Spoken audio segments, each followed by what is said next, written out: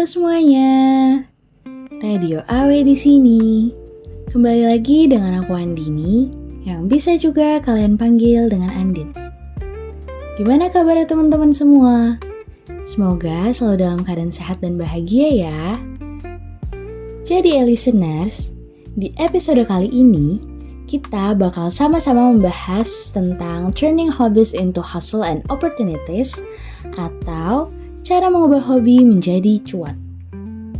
Pernah gak sih kalian ngerasa kalau hobi kalian itu udah lebih dari sekedar kesenangan? Pasti, di antara kita ada yang suka menggambar, suka buat kue, main musik, menulis cerita, editing, atau hal-hal lainnya. Coba pikirin deh, untuk mengubah hobi ini menjadi bisnis. Karena ada banyak banget peluangnya di sini. Kenapa? Yap, karena kita udah menikmati melakukan hobi tersebut. Bayangin deh, kita dibayar untuk ngelakuin hal yang kita suka. Siapa sih yang gak mau begitu? Kita semua melakukan hobi pastinya tanpa paksaan kan? Meskipun ada beberapa orang yang melakukannya atau memulainya karena paksaan. Tapi seiring berjalannya waktu, pasti itu udah jadi kebiasaan dan akhirnya dilakuin tanpa paksaan deh. Oh ya, fun fact, hobi itu bisa bikin kita masuk ke dalam keadaan dimana waktu terasa berhenti. Saking enjoy setiap waktu yang kita lewatin untuk ngelakuin aktivitas tersebut. Nah, kalau udah sampai di level ini, artinya listener sudah punya banyak bahan bakar untuk mengubah sesuatu yang kecil jadi lebih besar. Tapi, kuncinya kita harus berani untuk memulai.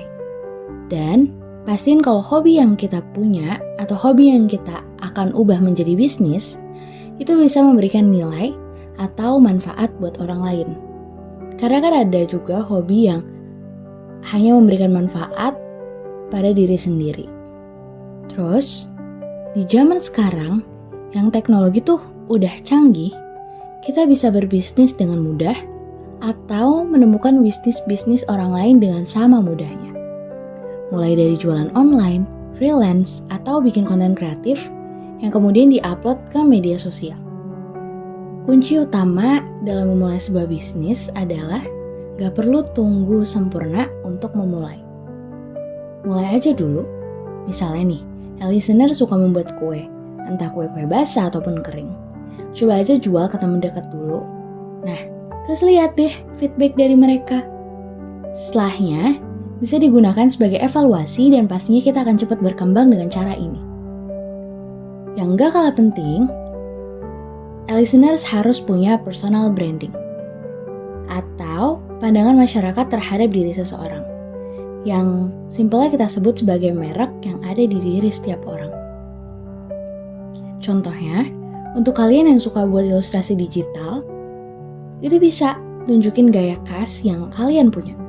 Kayak tonjolin di warna, tema karakter, atau bahkan ceritanya. Orang bakal tertarik dengan sesuatu yang unik dan beda dari yang lainnya. Misalnya nih, ada orang yang inget kayak, oh ya ini nih, yang tokohnya itu selalu red flag kayak gitu.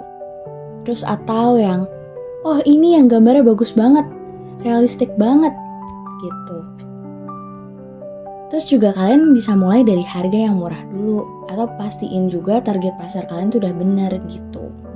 Karena kan biasanya orang tuh membeli sesuatu yang menurut mereka murah gitu sebagai percobaan.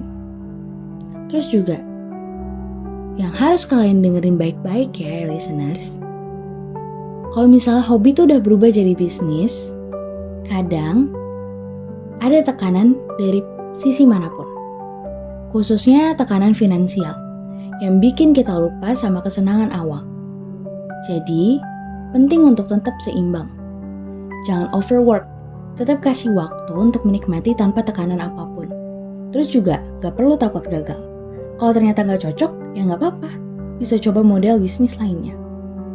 Terus ingat juga alasan kenapa kita memulai bisnis ini atau kenapa kita memulai hobi tersebut. Kalau ngerasa jenuh atau capek, itu bisa istirahat dulu. terus juga fokus pada perkembangannya, bukan cuman duit. Nah, segini aja episode podcast kali ini. Semoga obrolan singkat di episode kali ini bisa nyulut semangat listeners yang lagi ngelihat hobi dari perspektif yang berbeda. Bukan hanya sebagai hiburan, tapi juga sebagai ladang penghasilan. Gak perlu langsung besar, mulai aja dari hal kecil. Karena langkah kecil yang konsisten itu yang bikin kamu beda dan cepet tumbuh daripada mereka yang cuma bisa bilang nanti aja. Jadi, ayo dimulai dari sekarang. Karena siapa yang tahu kalian akan sukses di sini. Sekian dari aku, terima kasih. Sampai jumpa di episode selanjutnya. See you!